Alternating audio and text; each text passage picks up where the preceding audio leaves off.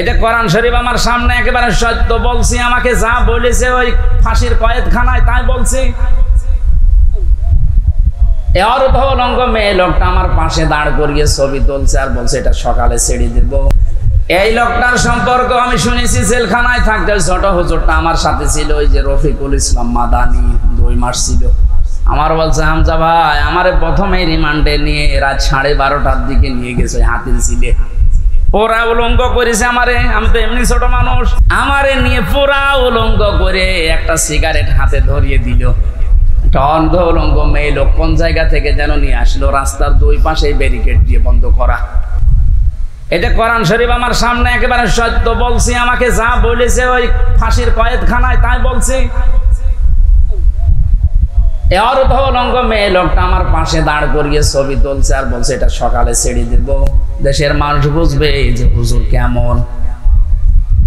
এত অসহায় লাগছিল ওই সময়, আমি তো এমনিতে ওদের সাইজে চাইতে একেবারেই ছোট, আর মেয়েটা আমার ওর কাঁধ পর্যন্ত আমি অর্ধ উলঙ্গ, কোথা থেকে যেন ভাড়া করে নিয়ে এসেছে। আমার হাতে সিগারেট দিয়ে যেটার গন্ধ শুকলে আমার বমি আসে, ওইটা ধরিয়ে নিজে 2 টান দিয়ে আমার কাছে দিয়ে বলছে এভাবে ধরে থাক, অস্ত্র তাক করা আছে, কিচ্ছু করার নেই। ছবি তুলছে, এটা ছেড়ে দেব সকালে। আমি যেহেতু মজলুম আর বিশ্বাস করি মজলুমের দোয়া কবুল হয়, ইত্তাকি দাওয়াতাল মাজলুম। নবীজি বলেন দুনিয়াতে আর যাই করো মজলুমের বরদোয়া থেকে নিজেকে বাঁচিয়ে রেখো। ফাইন্নাহা লাইসা বাইনাহু ওয়া বাইনাল্লাহি হিজাব, কারণ মজলুমের মাঝে আর আল্লাহর মাঝে কোনো পর্দা থাকে না। ওই হাতির ঝিলের ওই পানির পাশে দাঁড়িয়ে আল্লাহর কাছে বলেছিলাম মাবুদ যে অবস্থা করছে আমার তো কিচ্ছু করার নেই, তুমি দেখতে পাচ্ছ।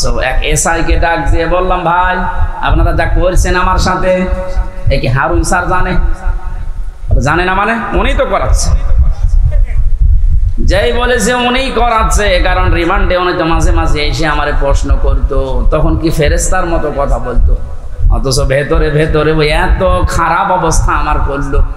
আল্লাহ তুমি সব দেখেছো, আমারে যেভাবে ওরা অপমান করেছে ওকেও এইভাবে করো।